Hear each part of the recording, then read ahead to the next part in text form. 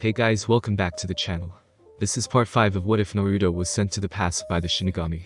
If you guys enjoy this what if, and want to see part 6 of it, comment down below and let me know. The like goal for this video is 250 likes. So like this video, to let me know that you're interested in this series, and you want the next part.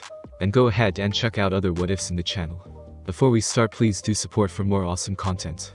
Don't forget to subscribe and leave a like, and also share this video with your friends. So let's start this video. In hindsight, their return trip was surprisingly peaceful, considering all Naruto and Co. had gone through. After the chaos ensued the town square, it was quietly decided that it would best serve the interests of both parties if Konoha signed the treaty and departed, post-haste. A tactical retreat to avoid further casualties, the Suna Council had called it. The Kazekage had been less subtle. Hiro's corpse was still cooling, the ink still drying on the dotted line, and already Sasori had been chosen as the man's gift successor.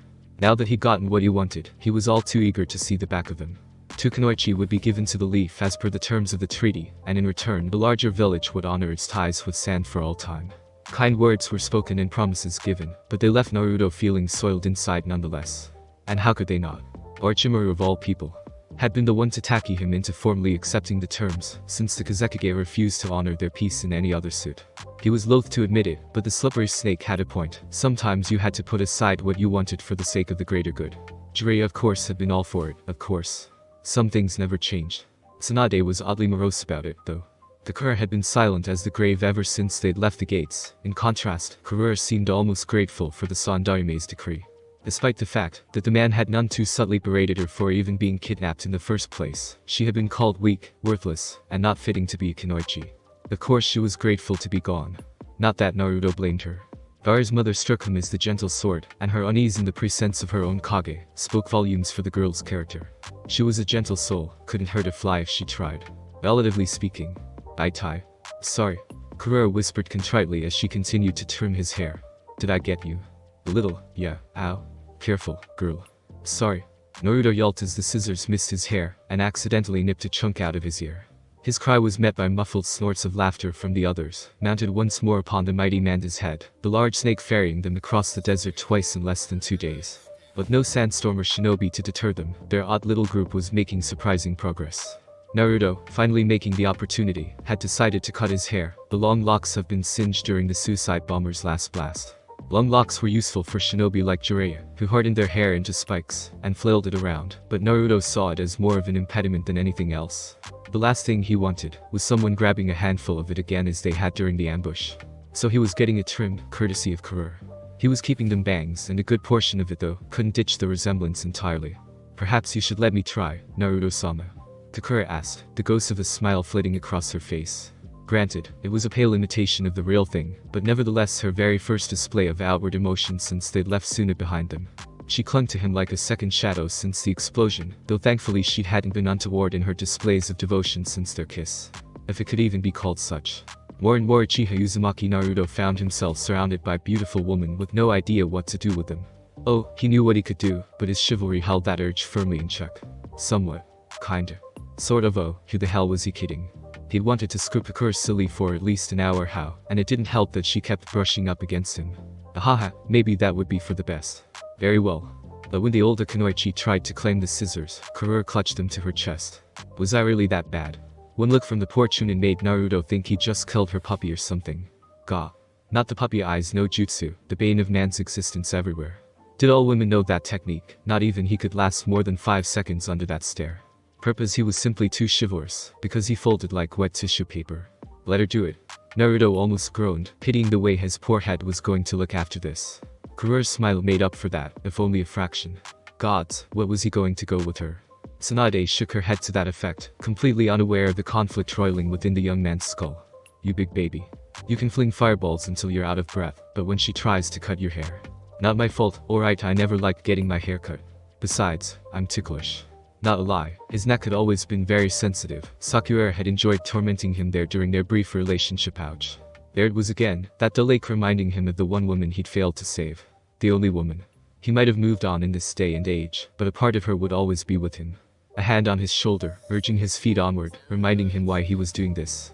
Never again, he would tell himself, whenever he saw someone in need, be they Kunoichi or shinobi, someone whose life he would save from the misfortune that had befallen them in this time. Never, ever again. He knew he couldn't save everyone, but he'd be damned if he didn't try to save someone. So that's why he's never cut it. Orochimaru mused. Kid, Jiraiya grumbled at that one. I don't know whether to be jealous or just pity you. Leave him be, Jiraiya. The paler of the pair was quick to admonish his comrade for the slip. I, for one, see the advantage of having 2 foreign kunoichi under our roof. It will strengthen ties with the village. Naruto would have shook his head in amazement had he not been writhing in discomfort. Orochimaru backing him up. Was the world coming to an end? Still though, that was one way to think of it. The set kunoichi hadn't already fallen head over heels for him. A tick mark appeared over the blonde's forehead. Ticklish, eh? Uh-oh? Kurura-chan, she began sweetly. Naruto froze, instantly on guard whenever she used that tone of voice. Hi. Can I borrow those for a second? The Uchiha bristled the moment she handed them over, showering and flaring. Oh, don't you dare. Wah, afraid off a little snip. Tsunade edged closer, clearly enjoying his discomfort. Naruto's gaze snapped to Pakura and Kurura, seeking aid. But the 2 kunoichi were smiling, silently bemused that their savior was so terrified by the prospect of the scissor-wielding woman. Jiraiya and Orochimaru weren't of any help either. Both men seemed content to observe his mad scramble to safety, skittering backward like a drunken crab in a desperate attempt to escape the blonde. I'm warning you. C''em now, I'm not gonna hurt you much. Ah. Lem go, woman. Enjoy the haircut, brat. Jiraiya snickered. Naruto yelled as Tsunade tightened her hold of him, and mercilessly descended with the scissors.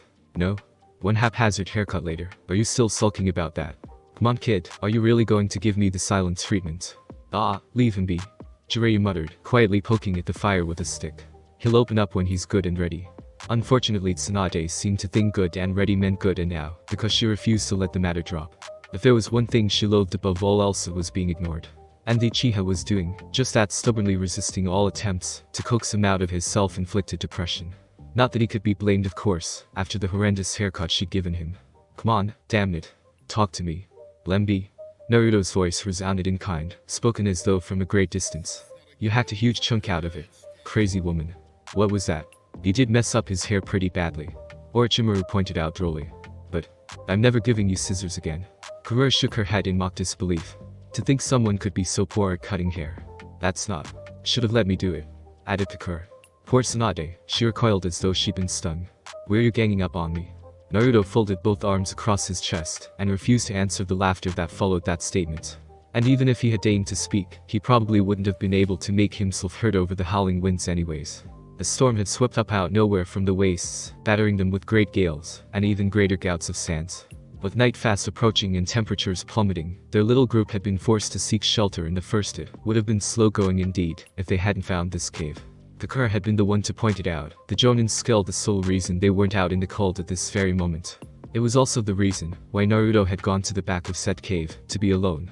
He wasn't at all fond of what Tsunade had done to his hair. He'd get over it eventually, but, for now, he wanted nothing to do with scissors or Tsunade. He wanted to sulk, and not even Kurura could jostle him out of it. He walked as far as his legs would carry him, and here he sat, until her voice finally stopped pestering him. Grimgribly. The former blonde blanched as his gut grumbled in protest.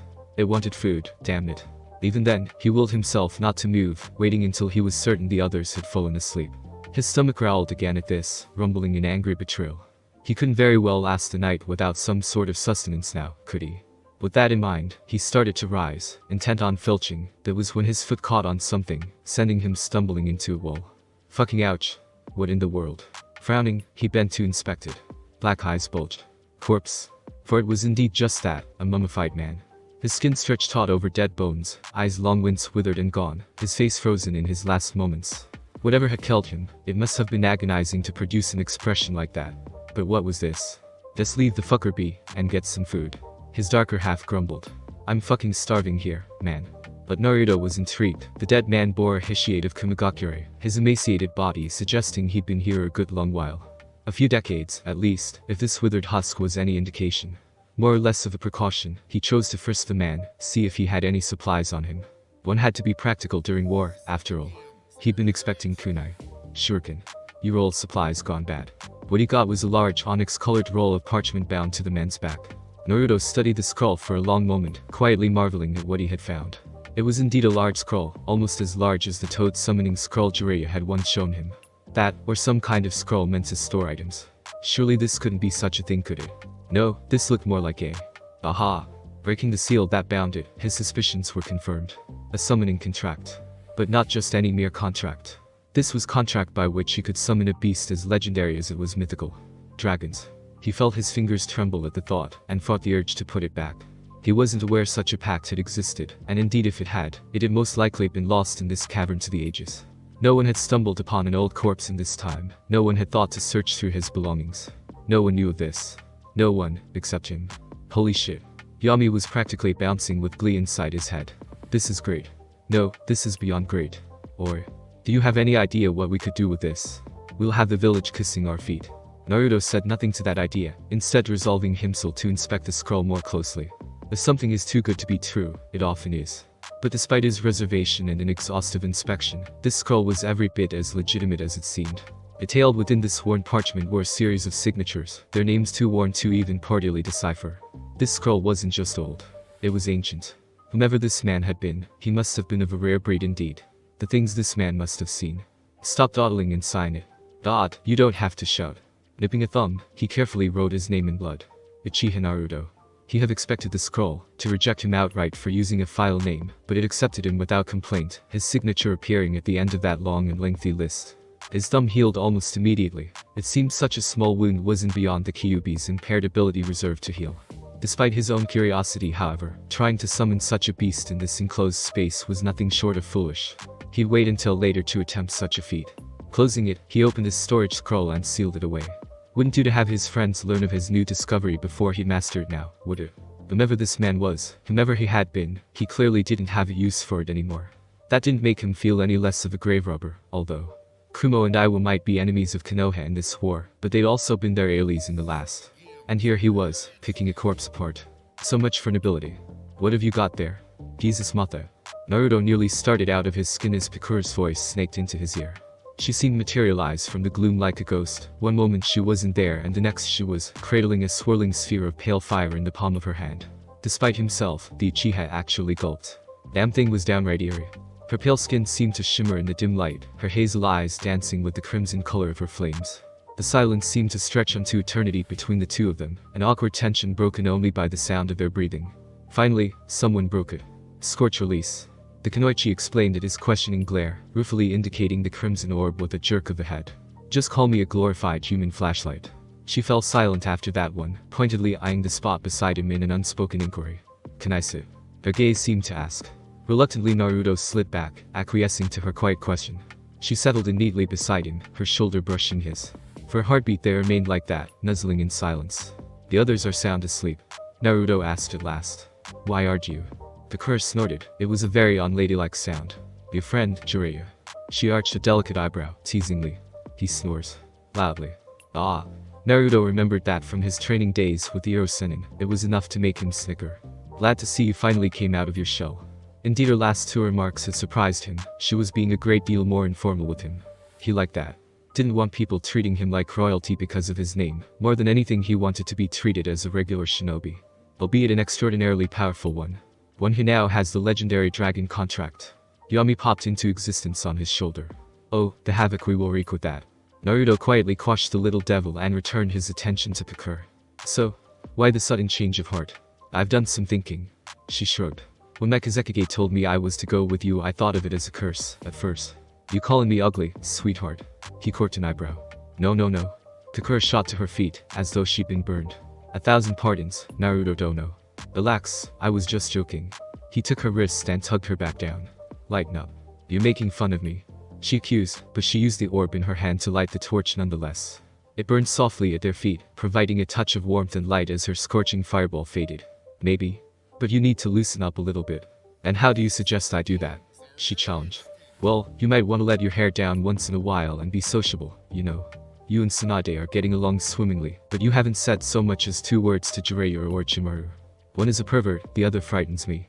She returned in a tone that hinted there would be no arguing on that, and any attempt to do so on his part would be proved futile. Can you move closer a bit? I'm cold. Naruto complied nevertheless, leaning into her until he could feel her even through his jacket. This close he could smell her, the faint scent of the desert lilac, rare and beautiful, yet so understandably fragile. Without thinking a hand rose and reached out to touch her hair, fingers stroking through the jaden locks, lingering at their sunset-colored tips. What? Pikura flushed. Is there something on my face? No? Do you like girls with long hair? That question caught him off guard. Long hair, huh? Naruto thought on that one a moment, mentally flicking through the girls he knew who possessed such luscious locks. Hinata. Karen. Mei. He wasn't really opposed to long or short, in any case. Eventually, he shrugged. I don't dislike them. Kakura said nothing, for the longest time, twirling a strand through her fingers. Suddenly, her gaze slid to his. Would you like it, if I grew mine out? I like you for who you are. Naruto frowned, not seeing the point to such a question. Even if you are a bit stiff. He grunted as she shoved an elbow into his stomach. That hurt, Tebeo. So you can feel pain after all. A demure smile pulled at her lips. And here I was beginning to think you were invulnerable unless scissors are involved. She chuckled softly. Naruto uttered a series of oaths so foul it made her cheeks burn before culminating in a single sentence. Shinobi don't give good haircuts. Next time, ask me to cut it. Kakura suggested. I'm no expert, but my aunt taught me a few things.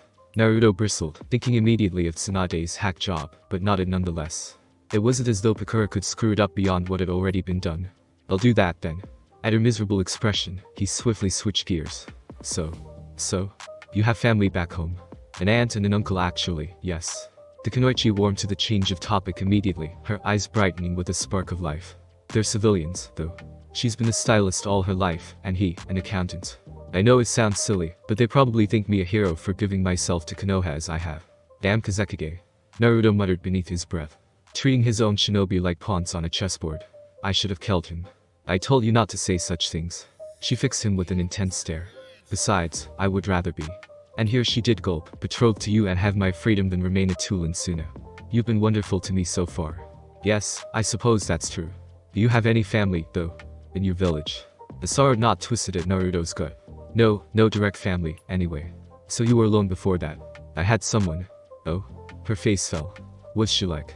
She died, a long time ago. Ah. Naruto, I'm sorry. Kakura, Onyx met Hazel, both turned aside, unsure of what to say. The air between them felt charged, as if they were both waiting for something to happen, though Naruto was sure it was just a product of his own overactive imagination. He tried to concentrate on small talk, but it felt as if something more than just words were passing between them. And when Kakura's hand suddenly lifted to cradle the juncture of his neck and shoulder, he jumped so badly their conversation came to a grinding halt, sparks skittering as he realized Kakura was touching him, and looking at him with warmth and concern. You're injured? She murmured softly. Naruto blinked, reminded of the explosion of back in Sunagakure. A shard of debris had smacked him in the face. Filled with adrenaline, he thought nothing of it at the time, but the mere mention of it was enough to evoke a dull ache. One that began to fade as a familiar green glow engulfed Kakura's hand. You know how to heal? It was not a question. One learns many skills in Suna. Came her even reply. I'm no medic, but I can ease the pain. Ease the pain. Was she talking about his injury, or the burden he'd been bearing ever since Hiro had died? The knowledge that Gari and his siblings no longer existed was a painful burden to bear. He never once considered that his presence in the past might obliterate the future of his friends. He couldn't care less what had happened to Sasuke, or the fact that he'd essentially done the same by wiping his former ally from existence the moment he'd taken Mikoto. This was different. There was nothing to prevent him and Kakura from. Do you want me to ease it? He had the distinct impression she wasn't talking about the bruise anymore. Anyone with half a brain cell could see the dual meaning of those words. Their eyes met again. This time neither looked away. Please. Perhaps it was the stress. Maybe it was the unspoken tension between the two of them. It might have even been the physical movement of her hand, now cradling his face. Whatever the case, he suddenly found his lips on hers, his hand cupping her cheek, and guiding her mouth to his. If his kiss with Mikoto had sparked a flame, this one ignited a raging inferno. Kakura melted into the lock of those lips with a soft sigh as, though she'd been waiting for him all along. Perhaps she had. He hadn't had enough time to take stock off their kiss back in Suna. There had been so much on his mind, too much danger to even register little more than a touching of their lips. Not this time. They were soft and moist and oh so very warm, pressing against his with a tender insistence he simply couldn't bring himself to deny. It felt freeing. Wonderful. All his worries and fears fell away at once, pushed to the back of his mind by the mouth of the Suna Kunoichi pressing against him. He hadn't a care in the world. Kakura was of a similar mind. At first his was so slow and tender that it made her want to melt into a puddle on the cavern floor. Without warning, it became hard and hungry, making her very toes curl, and her clothes threatened to fall off altogether. His hand splayed through her tightly bound hair and gently pulled the needle free, loosing the verdant green tresses messily from captivity, as the other tightened on the underside of her thigh, tugging her leg up a fraction to cradle his hips. She moved with him, straddling her weight against his, knocking him to the floor, her lips never leaving his for an instant. He shifted against her, hissing in pain as his back struck the unyielding stone. "Takura," he rasped against her mouth. His voice alone was enough to evoke a soft cracked moan in the back of her throat. She wanted him. Needed him. He was a man who didn't see her as a tool or pawn, a piece on a chessboard to be moved forward or back or sacrificed when the need saw fit. He saw her as Kunoichi. As a woman. She heard in a way he called her name, felt it as he stroked the back of her neck, saw it, in those burning black orbs, tasted it, as her tongue tangled with his. It was everywhere around them, saturating the air. Perhaps that was her bloodline warming the cold stone on their backs. There was no plea to stop as his hand traced her cheek, then her neck, no demand or anger there in those words. Unbidden, she felt a spill of warmth trickle between her legs. Oh God. He was making her wet.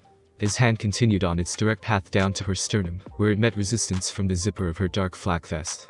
He began to push it down, unintentionally sending tiny needles of desires prickling at her body in swift succession. Tiny gasps fled from her mouth. Don't stop, don't stop. Takura was in utter bliss. Her breasts were tight and aching, demanding to be touched. Her skin felt as though the flames of her scorch release danced beneath it, virtually beyond her control, writhing and arching encouragement to the finger pushing her zipper down. She could barely control herself. It took every fiber of her being not to just tear the damn thing off, and take him now. Every second he delayed was torment, every instant in which his lips were not upon hers, agony. Clearly this was less than normal. Naruto seemed to realize this the moment he pushed the zipper far enough to expose the valley between her breasts.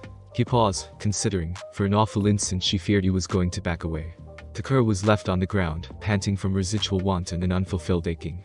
In a way she was relieved that he'd stopped, but the damage had already been done. If he backed off now, her heart would be in pieces.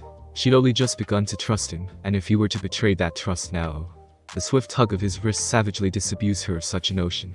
Ever so slowly he pulled his hand the rest of the way down, gently tugging it free with a flick of a wrist. His hand took up residence upon one breast, as though he owned the damn thing, kneading the flesh softly beneath his fingers. He chose that moment to take her nipple between his teeth, and nip.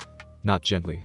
As fate would have it, the fraying leash Takura had kept on her self-control, chose that moment to snap. Stop teasing me, goddammit. Not content with their new position, she grabbed him by his flak jacket, and pulled him towards the floor, his hands tugging at her clothes as they went. Naruto muttered some earth jutsu beneath his breaths as they fell, simultaneously raising a wall of hardened rock to keep any unwanted eyes at bay, and softening the cavern floor into a loamy bed of soil in the same instant. She saw his eyes in the dim torchlight, showering and dancing as she tore at his clothing and he hers. His hands were equally as explorative as they struggled to eradicate all barriers between them. He pulled the remnants of her jacket blouse over her head, and pushed her gently onto the bed, admiring the look of her naked torso in the dim light afforded by their torch. He took off his own shirt, smirking softly, as her eyes danced over his chest. He leaned down and pulled her pants away, revealing a pair of briefs. He chuckled softly as he saw them, their dampness. Wow. I thought you'd be wearing a thong. Horrible. She whispered, not meaning a word of it. You horia. Her words ended in a sharp gasp as he bent to remove them with his teeth, sharp incisors to finally plucking her last article of clothing and tossing aside. Takura had just enough time to wonder at that mischievous glint in his eyes, before he lowered his mouth past her waist, down to the thatch of dark curls just above her. Naruto. She realized too late what he was about to do, and she was powerless to prevent it. She'd never had that done to her before. The sudden lash of pleasure was utterly unbearable, and her body snapped rigid with tension, unable to decide whether to push closer or pull away. Helpless little mules escaped her mouth, and her hands tugged at his hair so hard it was a wonder he didn't complain. Razor blades of pleasure tore at her heart and cut her to pieces before she could bother to protest. Takura knew not how long his tongue stabbed and swirled at that sensitive bundle of nerves, only that when he finally ceased his ministrations, she could barely bring herself to move. That's not fair, she gasped out. Those dark eyes surveyed her with thinly veiled bemusement. You're still wearing clothes, not fair. Well, why didn't you just say so? Naruto did just that, tossing his belt and trousers aside. The two shinobi were soon naked and Takura straddling him, taking him in her hands as she slowly lowered herself into her lover. Takura was by no means a virgin, but even she'd hesitated a moment before taking him in, and when she did, she wasn't disappointed, his length stretching her muscles just shy of their breaking point. A few quick thrusts began to push her closer and closer to that edge, then further, further until... That was all it took for the haze to fall over Takura, and she came with a small cry, collapsing against him. There was a silence between the two shinobi then, broken only by their short gaps of breath. Finally, Kakura turned her head to look up at Naruto, disheveled hair tickling at the nape of his neck. She laid a soft kiss upon his chin and snuggled down against him, completely content. Whole. Satisfied. Relieved. It was as if she'd been missing a piece of herself and had finally found in him, here within this mysterious Uchiha. That was. Wow. Naruto finished with a gasp, cradling her against him. Sex with Mikoto had been amazing, but Kakura was a very close second.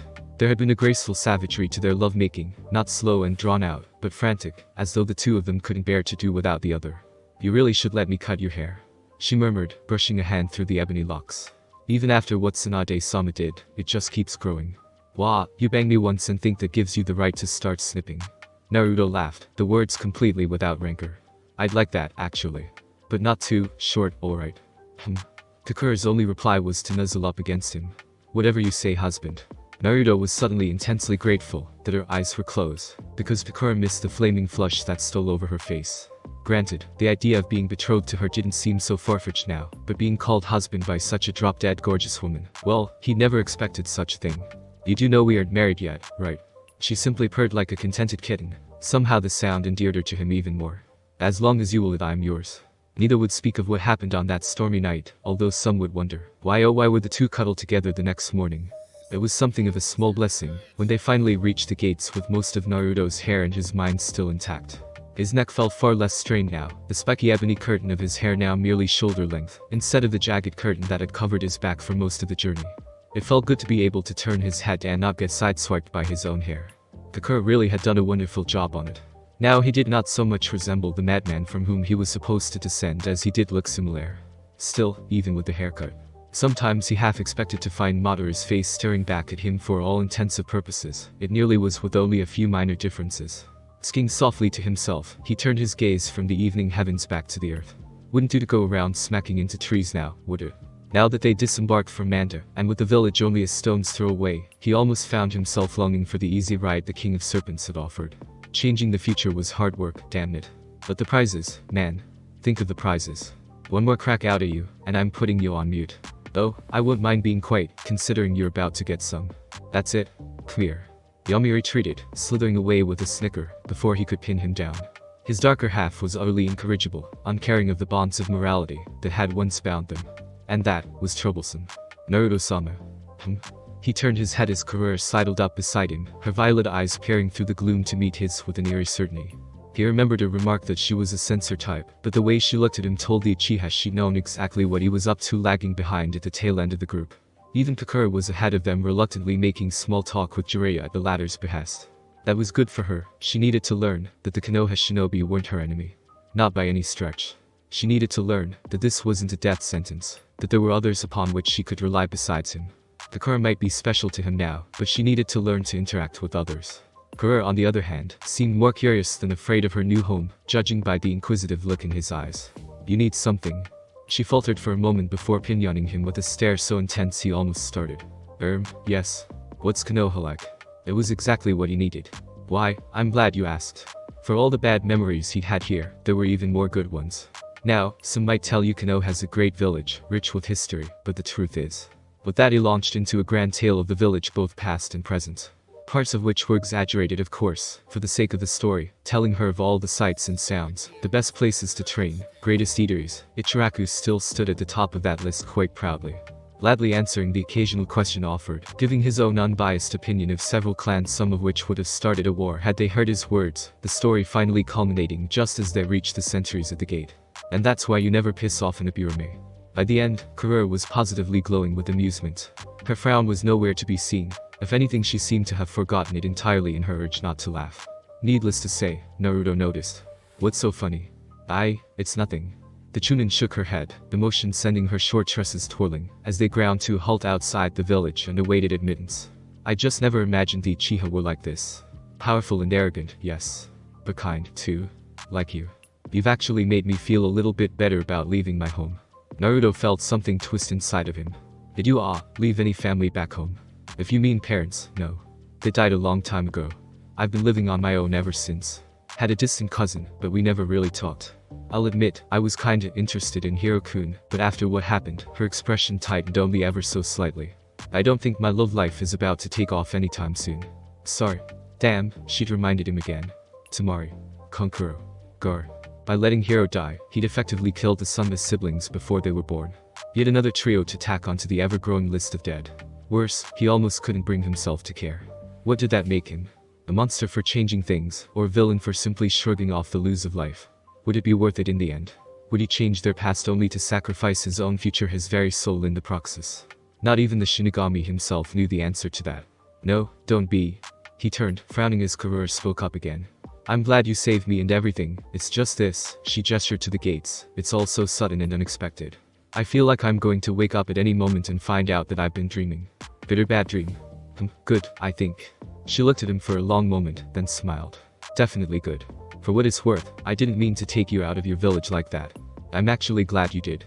What? Her admittance rocked him to the core. She was grateful. He was grateful to leave behind everything they'd ever known.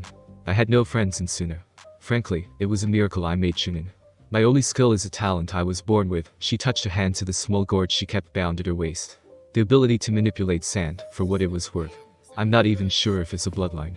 She swirled her hand for emphasis, uncorking the tiny container and calling forth the grains. Naruto watched, awestruck as they swirled around her fingers, obeying all her whims and actions. Yukage is a kind man, right? Karura's voice fell, reduced a little more than a dry whisper. Perhaps he'll find some use for me once they let us in. Naruto felt something stir in him at the sight of that sand. Her words reminded him much of Gar, before he'd become Kazekage. It hurt. Without thinking, he rounded on her.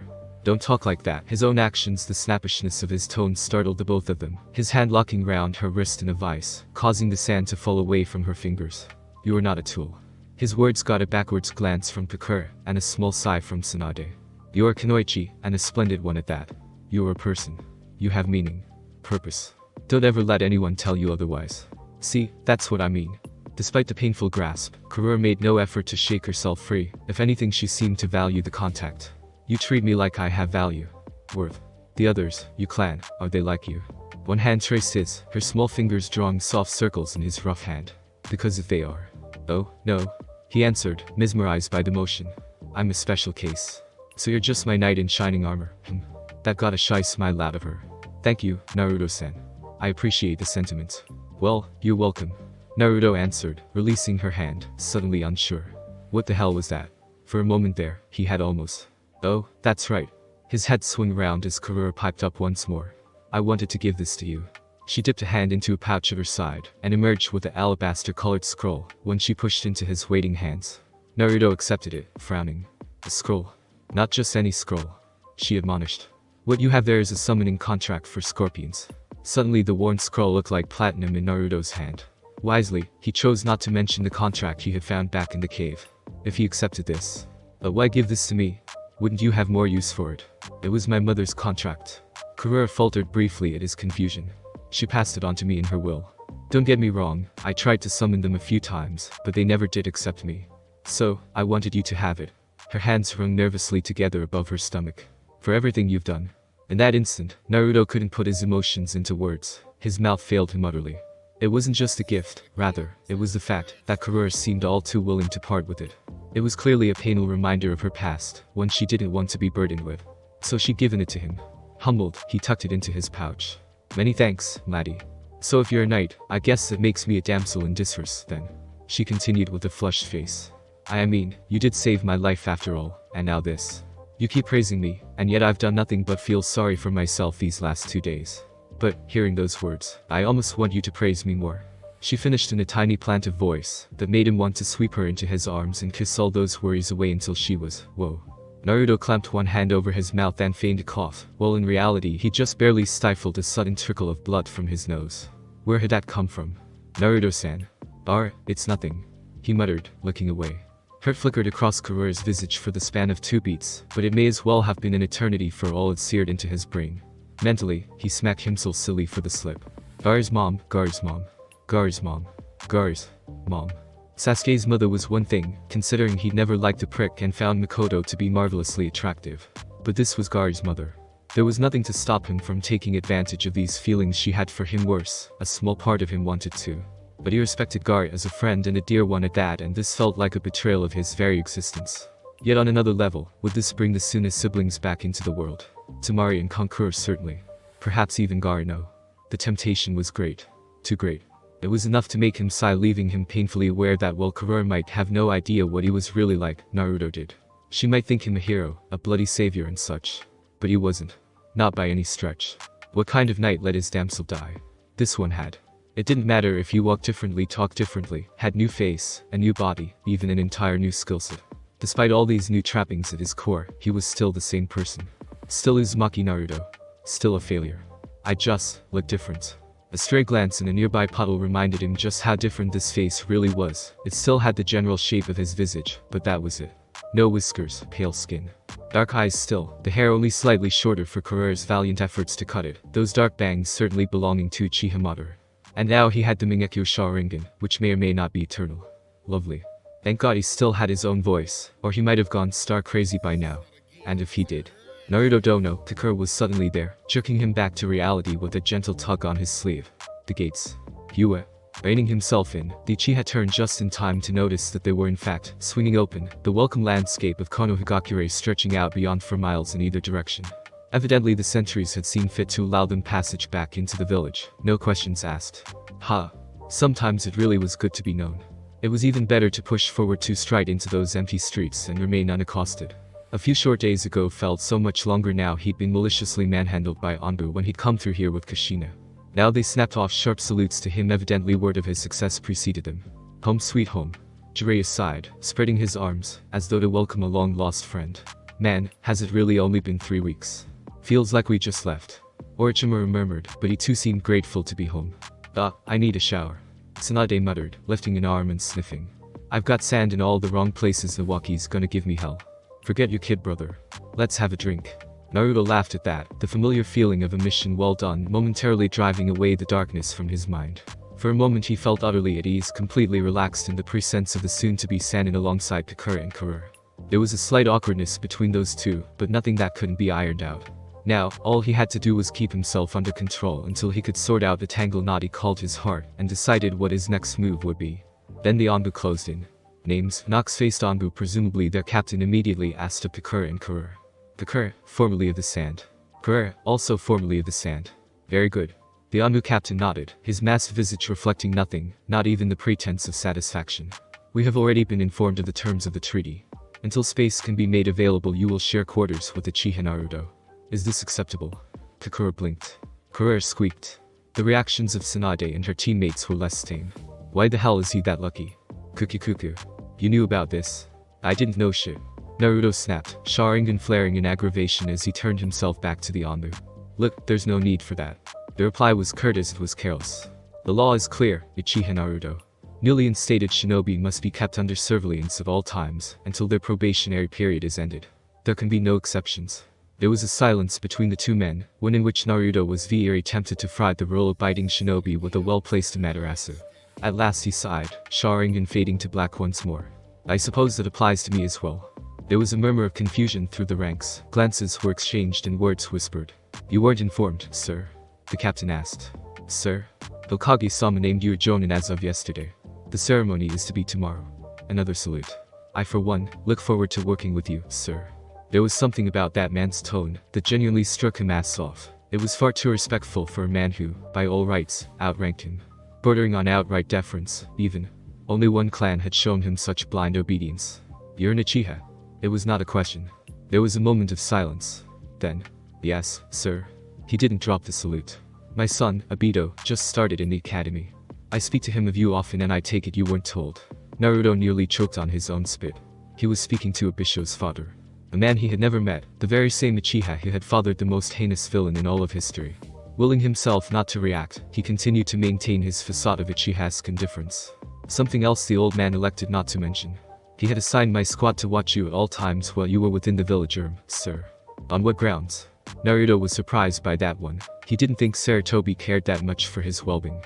On the grounds that he fears you might, lose your temper and burn someone, sir. Half the group Naruto included sweetered up to that lone remark. Figures. And is that edict still in effect? Nah, sir. As a jonin of Konoha, you do not require Anbu's supervision. But should you ever need assistance, you have but to ask for Uchiha Kageyama. Dark brows furrowed in surprise. So the old monkey had been serious after all. There were so many resources laid out before him as a jonin. He almost didn't know what to do with them.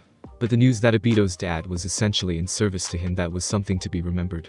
Many thanks for your discretion. I believe the Hokage failed to mention this to me. Is there anything else of which I should be made aware? Any other ceremonies, or task of monumental importance, that I need to tend to? Before the sun rises, if you please. After a pause, the ox-masked Anbu continued, much to Naruto's consternation. Uchiha Mikoto has also requested your presence at your earliest convenience. It's nearly midnight. She was most insistent, sir. Ah. He wasn't about to go into detail on that, not with company. I'll speak with her tomorrow then. I trust you can be discreet. Yes sir. You wouldn't even notice we're here. I certainly hope not. I intend to get some sleep. When he turned, the man and his squad were gone. Holy shit.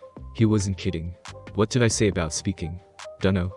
Something about flaying me with my own spine. If open my mouth a guy, I walked right into that, didn't I? Yes. A muscle jumped in Naruto's jaw. Yes you did. And the spine goes snap. Oh. Okay. Okay. I'll be quiet. If you're uncomfortable, the girls can room with me until they find a place of their own. Tsunade suggested, mistaking his pleased grimace for one of actual regret. Oh, now that I like the sound of. Wham. 1 dented head later, and Jiraiya was sorely regretting those words. I didn't mean it like that, you damn perv. I'll take him to the hospital. Orochimaru sighed, grabbing the now incensed shinobi by the scruff of his collar. Thankfully they're open all hours. Please do. Naruto blinked as he watched the pair depart, genuinely touched by Tsunade's earlier non-violent gesture. It would be so easy to pawn the girls off on her for a few nights, wouldn't it? But no, he couldn't allow himself to be skittish, just because Kurura might or might not have feelings for him. He simply didn't have that liberty. To Kurura now that was another matter entirely. At least she knew to rein herself in. You sure about this? She asked, drawing him aside. Yeah. Naruto shrugged. What else could he do? It wasn't as though he could just turn Kakura and Kurura away because he didn't feel like dealing with them. It's my fault that they're here in the first place. On a level, I feel responsible for them. A man needs to own up sometimes, you know. Well, shit. He almost jumped when she laughed at him. Keep that attitude up and I'll end up falling for you too. See you in the morning, kid. Naruto grunted as she slugged him the shoulder out. Before departing with the others, muttering something about taking a long cold shower. Try as he might, he couldn't bring himself to shove the last of those words away. Please tell me she was kidding. Right. Oh, now you've got nothing. No point stating the obvious here, partner. What the writer wants, happens. Don't go breaking the fourth wall on me. I'm in control of my own destiny here. Yeah, keep telling yourself that. Out. Well, that solved one problem. Sorta. Hopefully. Now he was just left with 2. One of whom he had no idea what to do with. Unbidden, he risked a glance at Kurura, to whom he hadn't said a word since nearly dying of a nosebleed. She didn't deserve the cold shoulder, not after all she'd been through. So I guess you're getting the grand tour. He huffed. Right this way, then. Naruto-san. Damn, did she have to say his name like that? Stop it. He hissed at his brain, but it wasn't listening, his heart refusing to obey. He needed something, anything to distract him before he did something he'd regret. Boy, Uchiha. There. Naruto jerked away from Kurura, and flung himself around, swinging his head in the direction of the voice, and all the while quietly thanking Kami for timely intervention. There was a roughness in the voice that reminded him of Kiba, and, yet, not. This scent too. It was familiar. His nose never lied. In the end, his suspicions were all but confirmed when he saw the clan markings on her face, the hound that stood proudly beside her. A slow blink was all it took for his mind to process this. Yup. She was an Inuzuka, alright. But who? There was no way that could be Hana, and the only other Inuzuka female he knew who had this scent was Tsume. He almost balked, grateful to see a familiar face on one hand but on the other, just wanting to get the hell away. He didn't trust himself right now. Anger and sorrow and desire were all knotted up inside of him, and the urge to lash and hurt or take someone was rapidly becoming too much of a burden to bear. I know the Anbu just gave you the runaround, and you're probably, so I'll make this quick. She jerked a thumb over her shoulder. Your girl wants to see you. Now. Behind him, Kakura bristled. Kurura was less subtle about it. Girl? She whispered. Naruto felt the beginnings of a very Uchiha-like scowl forming on his face. And you're telling me this why? Cause I owe the old girl a favor, alright. Tsume snored. Nothing special about it. Naruto wasn't buying it. And I was kinda curious to see the man everyone's been calling the Black Death. She sniffed, eyeing him up and down. You don't look all that impressive, really. Beside her, Kuramaru barked an affirmative. Black Death. That was news to Naruto. He wasn't aware his actions in Suna had garnered him a moniker of that caliber. Was Iwa to blame for that one? Or was this yet another scheme of the Kazekage? He would not put it past the man to exaggerate his efforts in Suna for his own gain. Still, the Black Death. It did have a nice ring to it. Konoha already had a white fang after all. Given a couple of years, it would have the Sannin, and a yellow flash soon thereafter. Not to mention the bloody Hanabarawa, now that brought a smile to his face. Yeah, the Black Death didn't sound so bad after all. Well, you've seen me. He grunted. Now, shoo. I want to get some shut-eye. She moved to block him. Why don't you make me tough guy? The huskiness of her tone proved more than enough to set his already frayed nerves on edge. She was testing him. In that instant a small smile stole over his features. Aggression had always been a part of the Onizuka lifestyle. In all likelihood Tsume was just playing with him, trying to see whether he was as good as the rumors claimed, or if it was all just exaggeration. As she kept pushing on his buttons like this, she'd learned there was no exaggeration to his skills whatsoever. But this Tsume wasn't the one who had been tempered by experience. She saw a challenge. Woman, he growled, a bit of Uchiha slipping into his tone. I do not have the patience for this. If anything, that seemed to rile her even more. Then do something about it. Girls. Naruto's grin wasn't entirely forced this time. Why don't you pull up a seat? A blink of the eye was all it took to create a shadow clone. I'm about to show you how Konoha shinobi do battle. It would be good to get some of this thrice damnable anger out of his system anyway. Purge the veins and get the blood pumping, you know. Anything was better than the tension arching his spine. Oh, cocky. Tsume grunted, dropping into a crouch. So, you really want to do this? Right here. Right now. Naruto frowned, his gaze ghosting over the streets. Perhaps this wasn't the best place. Is there a training ground nearby? Tsume's grin could have made the devil himself weep. As a matter of fact. So, why is Naruto-san doing this? Kurura asked, indigo eyes regarding the scene laid out before them with nervous trepidation. Because he feels that he must. But aren't they allies? It's just a friendly spar, Kurura. Spars in Suna were never friendly. No, they weren't. Kakura stifled a small sigh as she watched her would-be husband face off against the Onizuka in the rather aptly named Training Ground 13. Kurura may have been in the dark in regards to the latter's anger, but the answer was blatantly obvious to an experienced kunoichi such as her herself. She knew Naruto was feeling guilty. Not just for failing to save that young man back in Suna, but for the situation that had wrested the two of them out of their village in the first place. He was incredibly kind in that regard, but sometimes that empathy could be a weakness.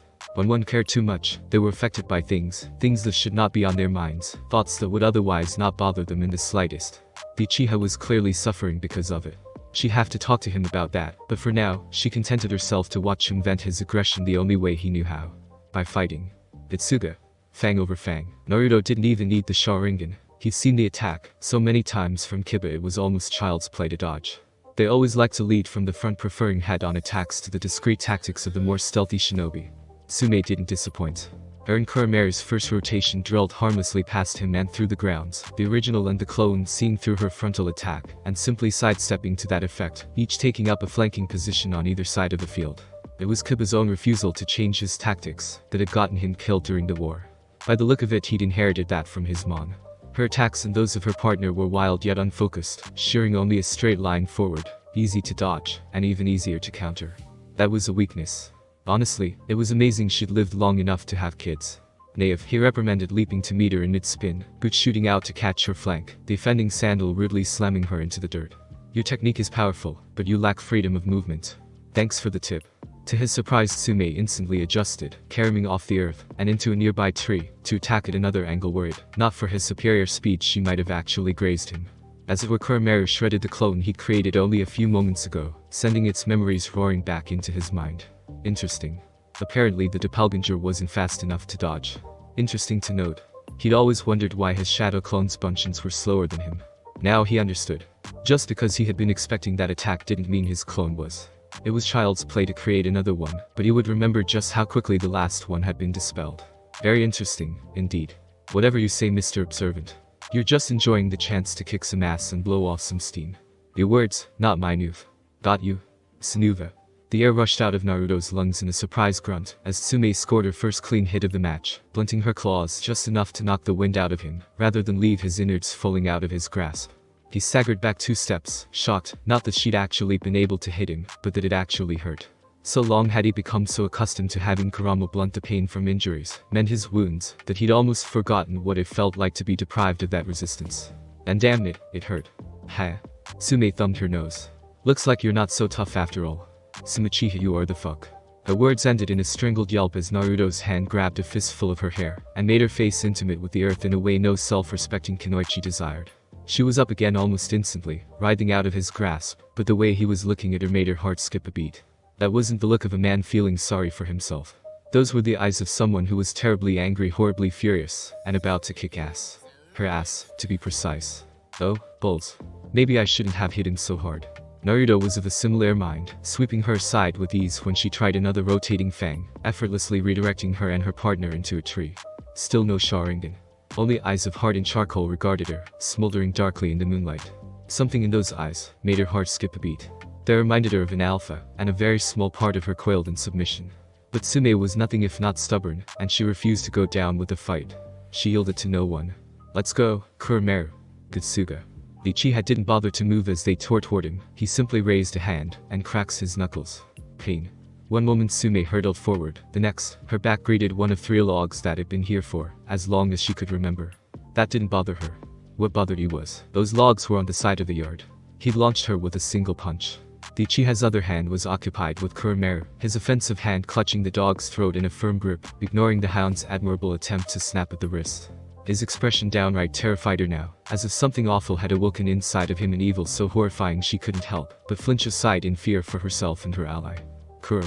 Take him. Snorting, he flung her partner at her, their bodies colliding painfully. Both Shinobi and Hound were up again in an instant, but the opponent they faced was not the same as then before, his devil-may-care attitude having returned with a vengeance, thanks to their beating. Fuck it. He didn't care anymore. About Kakura, or even this damned woman who was messing with him. No one hit him like that, and questioned his manhood. There was no point in questioning his every action, when all it earned him was pain. No more feeling sorry for himself. Mourning over what he could have done was like trying to stop the rain from falling. It simply didn't get him anywhere, did nothing but waste time and hurt himself in the end. Time to accept their consequences and come what may. For starters, Tsume was going down, and she was going down the only way he knew how. Hard. As Tsume whistled past him again, he subtly reached down, and tagged her on the back with a palm. Duration. A small seal spread no larger than the edge of his thumb spread from his fingers, and etched itself into the back of her flak jacket, as blurred by. Surely it wouldn't hurt to use the technique now, would it? He hadn't been able to use it back in Suna, both having not marked anything, and fear of someone seeing an Uchiha use it wouldn't do for him to be stealing his father's title now, would it?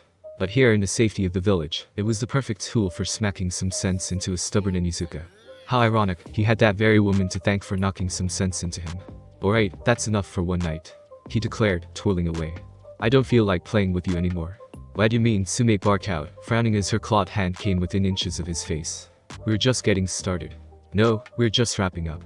He feinted a strike at her stomach, palming a smoke bomb in the same instant, and lobbing it at the older Onizuka. Tsume's palm rose to intercept it immediately, exactly what he'd planned, and in that instant, both the original flung a kunai, the deadly dagger striking the caught bomb, before she could think to dispose of it. Foom. Into the smoke he and his clone blurred forwards, faster than the naked eye could comprehend. Kakura thought she beheld a black flash in that instant, a flicker of motion so rapid she almost didn't recognize it. Kuromeru's yelp was the only thing they heard within the plume of dust and debris, followed by a very female cry of pain. Hey. When the smoke finally cleared, both Karura and Kakura were baffled to find Tsume pinned by Naruto, her canine partner likewise locked in a full Nelson by a clone. True to his word, the Uchiha had beaten the Onizuka at her own game, trapping her in a very compromising position to her great dismay. Kakura has to quite curse under her breath. Not only had Naruto knocked Tsume to the ground, but he'd straddled her, trapping both arms above her head with his hands, his body leaning over her surf jutsu. She was a prisoner in his grasp, and everyone, even Tsume herself, knew that it was over. Give up.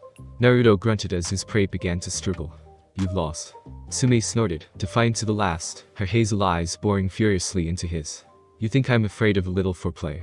I think you're afraid of more than that. His voice was rough in her ears, when had his teeth been so damnably sharp, body pinning hers with its weight. Or perhaps it's just my imagination. A small gasp pushed itself through her teeth as he leaned forward and nipped her neck with his teeth, unintentionally biting down on the one soft spot between jaw and ear that almost every female in Onizuka possessed. Just like that, Tsume turned to put it in his hands, her back arching with a soft mew of pleasured surprise, a pleasant wave of warmth filling her face. The harder she fought, the faster she lost herself to it. Kakura clamped a hand over her own face, all but steaming from embarrassment. Naruto-san. Kakura was more shell-shocked than anything. Was Naruto really like this, or was this just an act? Give up.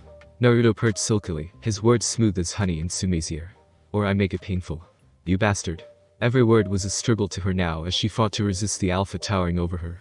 Like a lit nip would do me in. How about this then? Naruto twisted his leg in her, bringing a knee lower to rest against a particularly sensitive bundle of nerves. Tsume whimpered. He'd do it too. without a second thought. Whomever he'd been before their battle, he wasn't that man now. He had accepted something, embraced a part of himself that he hadn't before. He was an alpha now, a leader born and bred, and she realized too late she'd been a fool to challenge him. Ow? Okay. I give. Smart move. He rolled off her, leaving her body brimming with unfulfilled want and wanted need. Part of her wanted to pounce him then and there, but somehow, she managed to rein herself in. Barely. Well, shit. She grumbled. Guess the rumors weren't exaggerated after all. You kicked my ass. Told you I would. He could have been a great deal more polite about it, but now he was simply too tired to care. He just wanted to get back to his apartment and fall into bed. If memory served, he was going to have a long day tomorrow. Kami, being a jonin, was already proving to be more trouble than it was worth. And what the hell was it with all these females? It was almost enough to make a guy down boy. There it was again. He was losing himself. He needed to get out of here, find someplace safe, somewhere quiet before he screwed someone silly. What the hell? Sume coughed into the ground. What are you doing? Going to bed. Naruto gave a jaw-popping yawn as he rubbed the back of his neck. It's my win, just like I said it would be. If you want another spar, you can always try me tomorrow. No. Don't do it, partner. She scares me. Good. With that, he strutted away from the prone Inuzuka, returning his attention to the girls. Alright ladies, I think we're going to call it a night, before anything else screws with my sleep schedule, he said, and simply scooped Karura up in one arm, and his Pakura in the other, before hurling the three of them into the village with a single chakra-enhanced bound. Everyone's shout of surprise was oddly satisfying. Within seconds they were down the way around a corner and all but out of sight.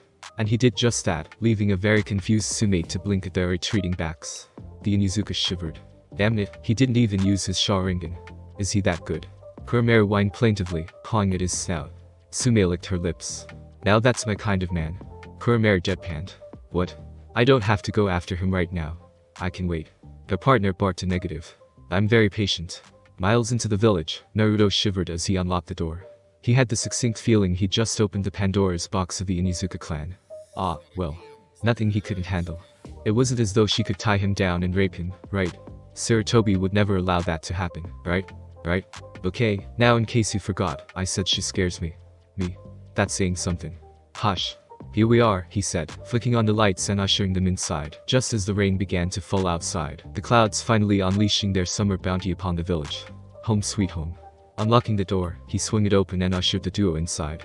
The low rumble of thunder greeted their ears as he flicked on the lights, hopefully that wasn't ominous at all. His home, if it could be called such, was relatively out of their way, housed on an open patch of land that had never been claimed for some odd reason. It's small. Kurura remarked, stepping inside. I rather like it. Takura replied, sidling up to him.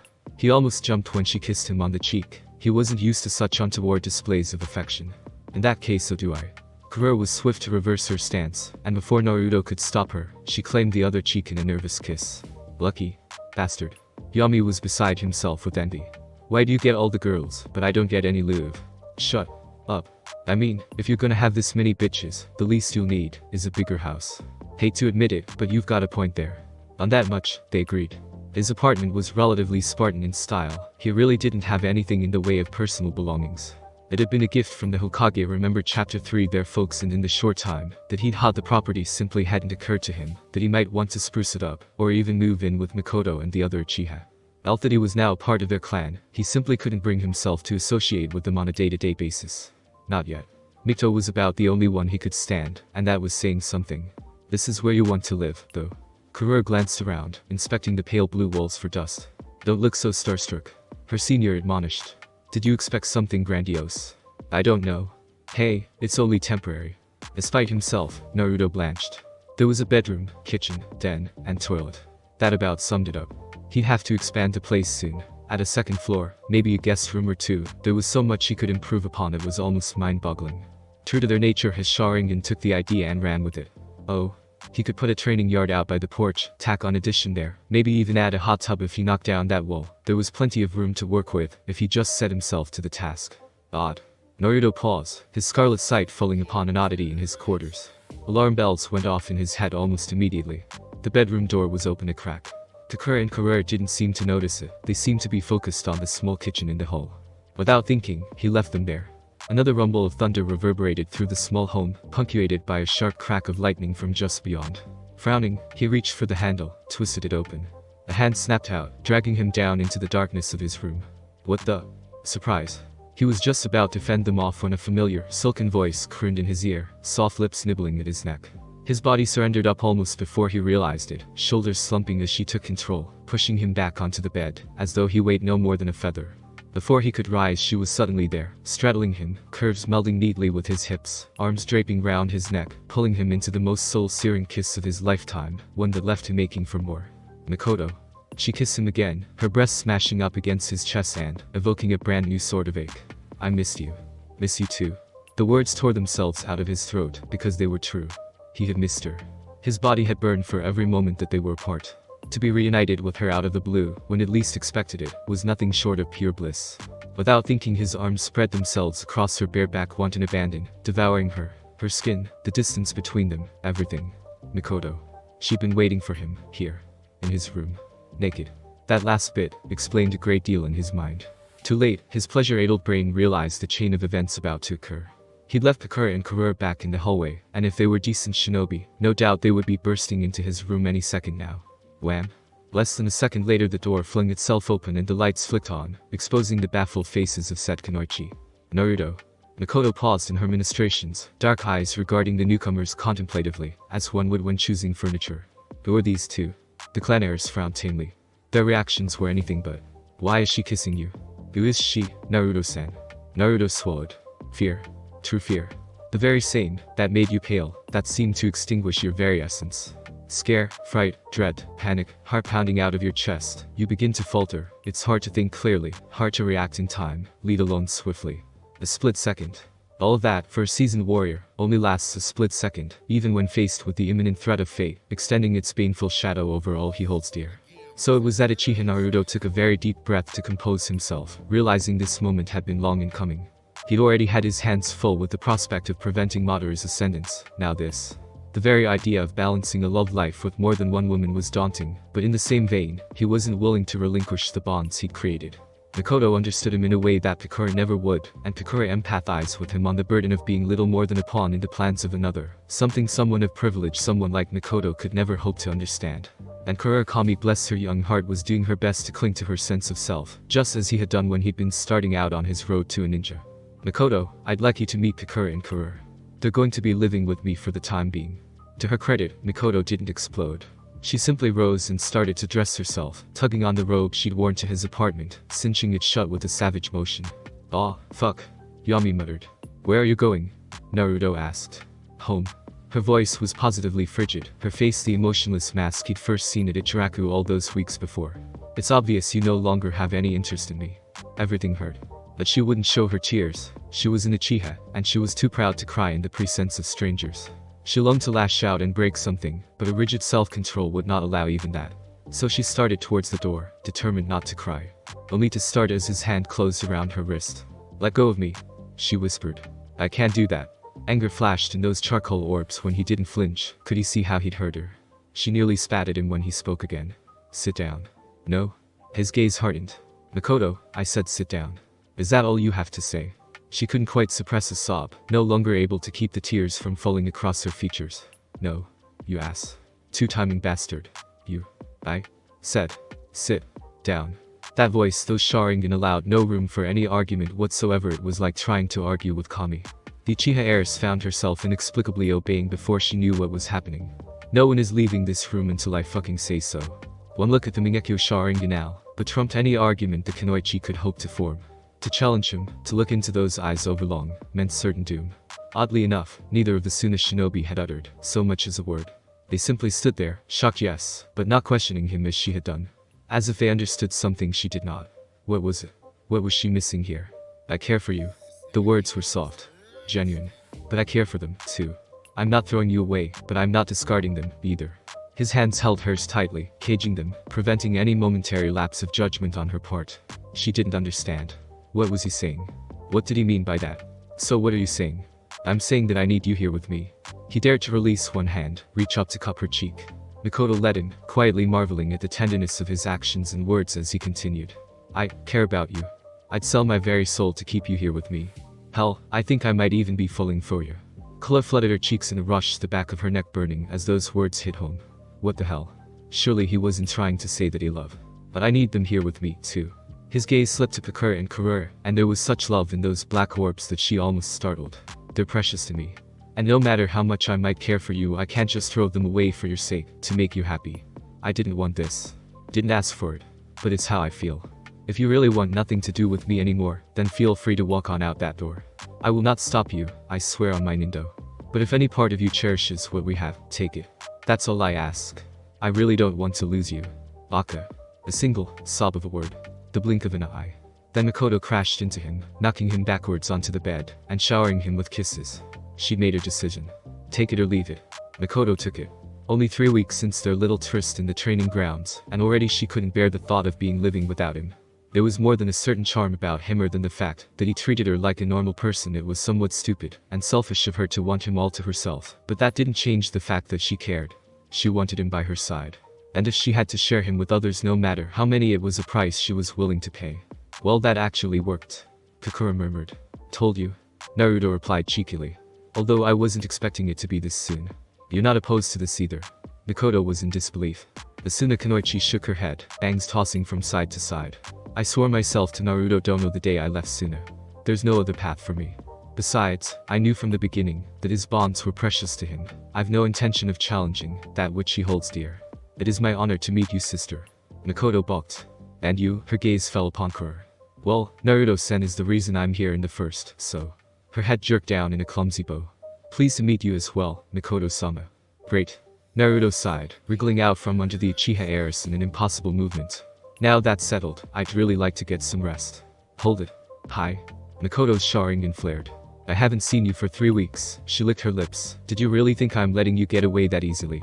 Ahahaha, can't this wait until morning? He gulped as Pakura moved to pin his right arm, and Karura his left. Traitors, the both of them. No? Makoto smiled far too sweetly. Now, lay down. Naruto sweat dropped as she pushed him back onto the bed, all the strength sapping from his spine, as the 3 girls closed in on him. Balls. He wouldn't be getting any sleep tonight. Meanwhile, deep within the bowels of the hospital bed, a bandaged body twitched. Stirred, awakening from the coma for the first time in nearly a month. He was alive. Impossibly, his body still drew breath. The lone eye blearily held onto the ceiling, staring at the white plaster with murderous intent as though he could somehow bore through the walls of his prison to find the man responsible for his wounds. His right arm may have been severed, his left eye all but destroyed by the blaze, but the eye that remained carried incredible power. Power that only he knew of, awakened by what he thought had been his death. The Mingekyo Sharingan. His pride had been shattered. His body broken. His woman stolen. But he still had his life. STLL had his eye. And he swore with every fiber in his being that he would make Madara's descendant pay. He did not know how, did not now when, only that he would. He would make him pay. See him suffer before he died. His very being was consumed with this desire. As his career had been taken from him, so too would he take everything out of his fellow man, Makahem. Ho? An unfamiliar voice cooed. You survived after all. HNRGH. Bandaged though he might be, the man strained, his lone eye balefully turning to regard he who dared to trespass upon his brooding. The figure he saw was one of pure white, nothing more. Their body was warped and strange, horribly deformed to gaze upon. It leaned down, smiling at them. Do you want revenge? The man in white grinned. Do you want to hurt the one who did this to you? The burned man nodded fervently. Good. The creature cooed. You'll be a useful pawn. Mouth muffled by bandages, Uchiha Fugaku growled a name, low and deep in his throat. He would work with this strange creature, and the man who controlled it. He would make his oppressor suffer. Uchiha Naruto. 12 hours later. And that's why I'm so tired.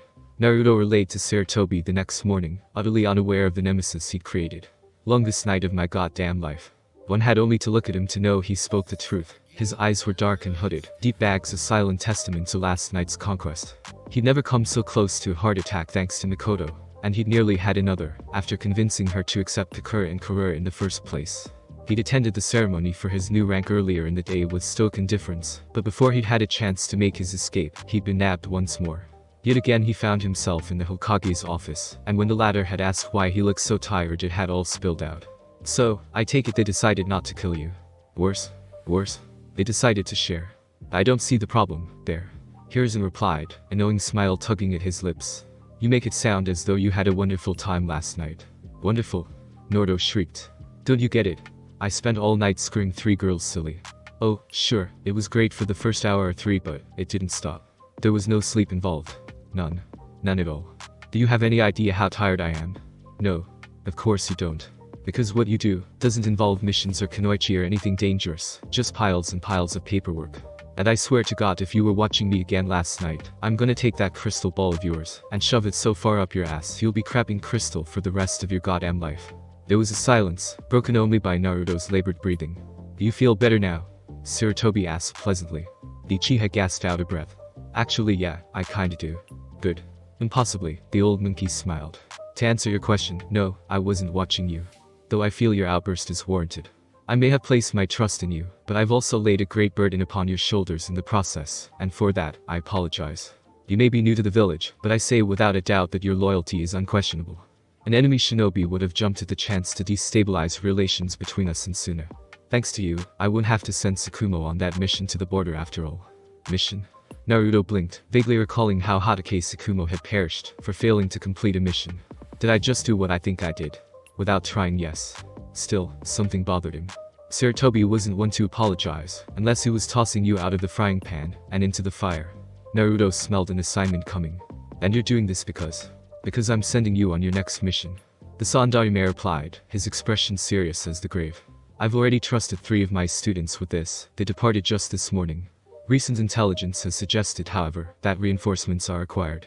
Naruto's heart skipped a beat. Where? The land of rain. Called it. Shadab. Ame. Naruto's excitement was well concealed, although his deadpan at the very thought of being flung into an active war zone was not. I just get back from Suna, get promoted, and the first thing you do is send me to Ame. I wish it were otherwise, but you have proven yourself too capable. Hiruzen replied, steepling his fingers. Your actions in Suna garnered a great deal of attention after all. He made no mention of Pikura and Karura. It was an unspoken fact that Naruto had made a coup by securing the 2 kunoichi for Konoha, regardless of what some might think. I've also taken your idea of investigating Kiri into consideration, but Ame is clearly the greater threat at present. If you'd like, I could earmark it for you upon your return. The idea of recruiting other clans to the village in this time of crisis is simply too good to pass up. Yes, yes, yes. He wanted to shout and skip, but he kept himself compass. So what's the mission? A rank, as matter of fact. And? Naruto pressed. Sarutobi continued. Hanzo's been making trouble along the border for too long now, and needs to be dealt with.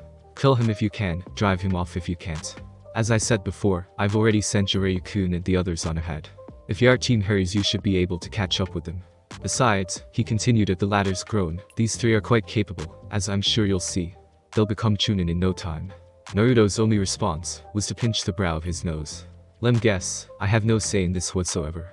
It would have been terribly easy to outright defy the old man, but that only served his pride. And pride won't get him anywhere, not in this time. There would be time to argue the issue later. So for now he quietly demurred and accepted his fate. This time. But if the old man kept sending him off on suicidal missions like this, he might have to take offense, or his own life would be forfeit. None of all. Now see for yourself. As if on cue, a soft knock sounded on the door. They're there now. Come in. 2 youths entered, closing the door behind them. I would like you to meet your team. Naruto's brow furrowed as he beheld the 2 youths assembled before him by Sarutobi. He'd fought and railed against this from the moment he'd set foot back in Konoha, but in the end cooler heads had prevailed. So here he was in the old man's office, silently rearing his new rank as Jonin. He recognized young Nuwaki Senju almost immediately. The face was a dead giveaway. So was the necklace. Supposedly cursed according to Shizune. He'd have to find a way to make him part with it, or barring that, make certain that the lad didn't get himself killed. The other boy, he didn't know. He had silver hair like Kakashi, but there was no way it was his sensei. Kakashi was still a kid in the academy if he recalled correctly. It wasn't until Sarutobi identified him as a Biki Morino that he actually got a rise out of Naruto. Oh, this was rich. The man had scared the crap out of him when he was a kid, but now the tables were turned. Speaking of tables, where was the 3rd student? He counted a pair of boys, not the 3 welts the Hokage had promised him. Sarutobi seemed to realize it as well. Where's Uzumaki Kushina? He asked. Naruto's head snapped around so quick it might have flown clear off his neck. Somewhere in the back of his mind, his darker half cackled. Naruto only had one word for them both. No? Yes. Hiruzen answered immediately, ignoring the killing intent that flooded the room. She hasn't had a sensei since her last one died in action a year ago. As she seems quite attached to you, I deemed it fitting. She's too old. The genin is a genin. The Sandaime remained unmoved by his plight. Besides, and here he did become him closer, you're one of the few shinobi who can control her, should it attempt to breach the seal again. I trust you will treat this matter with the utmost discretion. Before Naruto could even hope to answer, a voice was heard from beyond the door. Those fools weren't arm wrestling, they were playing life deathmatch Tebane. Hi. One of the Anbu answered. Go right on in. Instead of opening slowly, the door flung itself open with a resounding crash, admitting a blur of orange and black. Uzumaki Kushina, reporting for duty ga Naruto. She skidded to a grinding halt, eyes wide at the sight of him. When did you get back from your mission? Yo. Just last night. The Uchiha colored at the sight of the girl's enthusiasm. Beautiful as ever, her long lustrous red hair trailing after her loud entrance, Hishiade strapped proudly to her forehead. And was she wearing orange? It was almost enough to draw a smile to his face, the sight of his favorite color stirring up fond memories deep within his heart. Still, the scowl refused to depart from his face. Sarutobi's next words only made it deepen. Meet your new sensei, Kushina. Her grin was practically ear-splitting and bloody adorable, he had to admit. Sensei. Is there a problem? Naruto beat back a groan, resisting the urge to fawn over that adorable face. Kami preserve him, this was going to be hard. Talk about stating the obvious. Oh my gosh no. Breath rushed out of him as she glommed him, her slender arms squeezing his ribs with enough force to nearly fracture bone. Such strength. What was it with redeeds and that? Gasping for air, he loosely patted the kunoichi on the back, quietly grimacing at the affection in her eyes. The girl who might one day give to Naruto in the future, was now looking at him like a lost little puppy. He was certain that had she a tail, it would be wagging. And he was going to take her, unprepared, into a war zone. Yet even I agree that this is a bad idea. That decided it. I'm afraid I can't do this. Naruto said suddenly, worming out of her hold. He did his best to ignore the flash of hurt that tore itself across Kushina's visage. You can't give me 3 untested teenagers, and expect me to go off into the middle of a war zone. I need to know what they're capable of, at the very least. Barring an outright examination, I can't accept them as they are now. They'll just get themselves killed. If I'm to take on these kids, I need to see what they can do. I need to know that they can work as a team. And what do you propose, exactly? Sarutobi asked. In contrast, Naruto's grin, while positively beatific, sent shivers through his soon-to-be students. Iwaki gulped. Ibiki remained stoically silent. In the end, only a certain redeed blanched at his words. How does a bell test strike you? Genin blinked, baffled. Interesting. Hiruzen chuckled, having fond memories of such an experience. Are you certain they'll survive? Possibly. So be it then. Glad you saw it my way, Gigi. Kushina took one look at her sensei-to-be and probably gulped. Had she known him, she would have realized Naruto was taking a page from a certain copycat's handbook. This test of which she spoke. It would be hell in its purest form, and stretch her newfound feelings for the man to their limit and in time, work only to deepen them. But more than that, it would serve as a painful reminder of just how far she needed to come in order to reach her dream, and in surviving this, she would take one more step on the road to greatness. Of course she knew none of these things, only that Naruto-sensei had something prepared for them. Naruto would never deliberately try to kill her. She knew that. But, even then, she couldn't quite shake the terrible sensation of dread she felt when she saw that smile. I've got a bad feeling about this, Tebane. Preview, get the hell away from them. Oh? Hanzo paused, his kusarigama coming just short of pricking her throat. Uchiha Naruto, I presume. You're late. I was expecting more of a challenge from your students. Oh shit. Don't lose it, partner. Ah dump. Ah Christ. There he goes. That did it. He thought he had snapped before when he'd nearly failed to stop Kushina's kidnapping. He thought himself insane with anger when witnessed Tsunade's death in Wind Country. But this redefined anger. There was no red haze this time, no sensational of falling into black, losing himself into the darkness. It was as simple as a flicking a switch. One moment he stood there, soaked in the blood of a small army, the next his mind simply ceased to be. He took in the prone, broken forms of his students of Kushina, and the Mingekyo flared to life in his eyes. There, standing in the rain, he lost himself. Naruto screamed. Susanoo roared into existence around him, black-boned and cold chakra writhing its angry tendrils in either direction.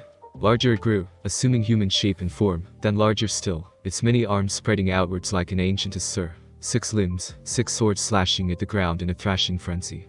So great was his fury that the leader of the rain was actually forced to leap backward, seeking shelter atop the head of his mighty salamander, lest he be torn apart by the many blades. One thought stood at the forefront of his mind as he gazed upon the hellish creature that had engulfed the Black Death. What kind of Sharingan is that? Golden eyes glared out at Hanzo, a rictus of angry teeth parting in ghastly grimace as its master exhaled.